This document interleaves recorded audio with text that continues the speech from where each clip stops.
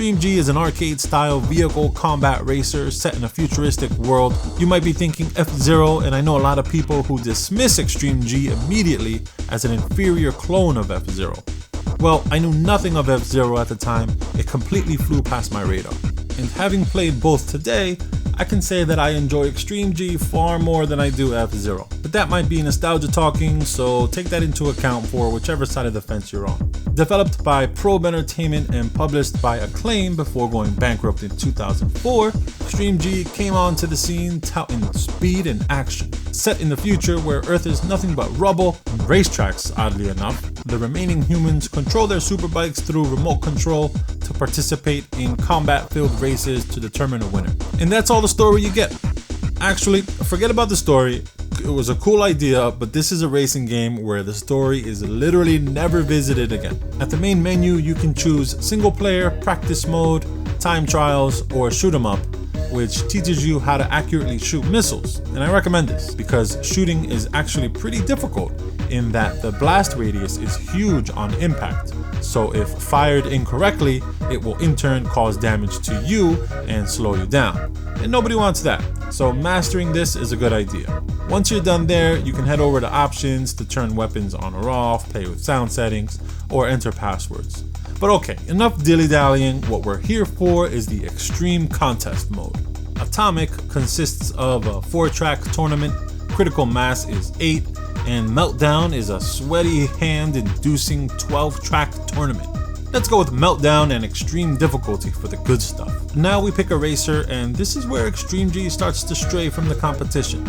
Each bike is uniquely designed, and you get little attributes at the bottom there for acceleration, speed, handling, shield, and weapons.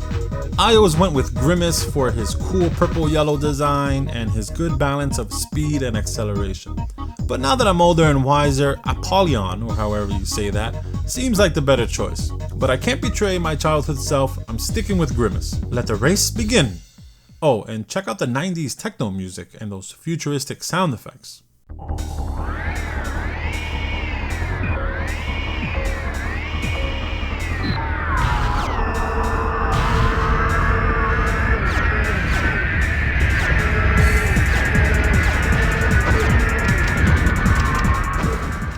Accelerate and shoot at everyone. Remember that weapon stat? Yeah, horrible. I'm out of bullets already. Now we gotta pick up some weapons, run into these green hologram things, and the heavens reward you with the power to destroy. The weapon selection is absolutely badass in this game. Cannons shoot lazily in front, there's regular straight firing missiles, and homing missiles that track enemies. Aside from purely offensive weapons, there's a good selection of defensive type weapons. Egg drop traps that slow down enemies, spinning lasers that grab and slow you down to a halt, and even lasers on both sides of your bike to keep other racers from passing. And of course, this game's blue shell item, the Storm power-up, that once unleashed, it makes its way to player 1 and beyond, causing the riders along the way to lose control of the bike and crash. Weapon drops are everywhere, so there's never a dull moment in races. Someone's always shooting at you, and you'll always be equipped with something to use as well. Combine that with the high-speed nature of races, and it makes for exciting times.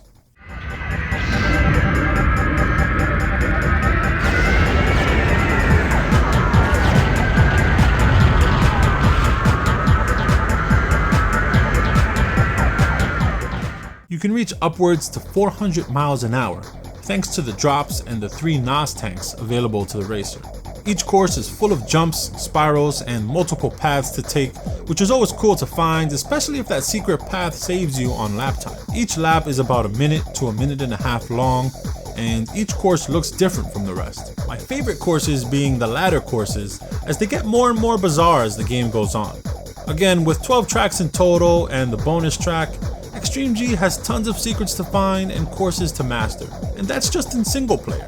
There's an entire multiplayer mode to also experience. Multiplayer has head-to-head, pretty self-explanatory, cup mode for custom local tournaments, a flag game mode where you and another player run through flags, the more the better, and battle arena where you and another player attempt to destroy each other with the same weapons you found in races. And of course, there's certain bikes specific to this mode that you're going to want to use with high shield stats. There's lots of fun to be had here, and you can tell the developers had a good time making this game. In the bike select screen, you can change your name to unlock certain effects during races, like fisheye, which messes with the visuals, or wireframe to get even more extreme. There's a lot more of these names to check out, and by now all you gotta do is Google the codes, but originally these were given to you at the end of tournaments. So yeah, xtreme-g has that dark futuristic aesthetic that made it really appealing to me. Not to mention, the developers did a great job polishing the game through sound and gameplay. The bikes feel super responsive and have a good weight to them while racing. The weapon blast radius can get tricky if you don't compensate for it, but it's not a big deal, and tracks feel rewarding once you master them. xtreme-g sold over 700,000 copies and went on to make sequels, another on the N64, xtreme-g 2, which I didn't really get into, and xtreme-g 3 for the PS2 and GameCube, which I really enjoyed, and I'll do a review on that in the future. Thanks for coming down memory lane with me. I hope you enjoyed the video. Be on the lookout for my next review in the works, another beloved but forgotten JRPG. Make sure to subscribe so you won't miss it. Thanks again, and I'll see you on the next one.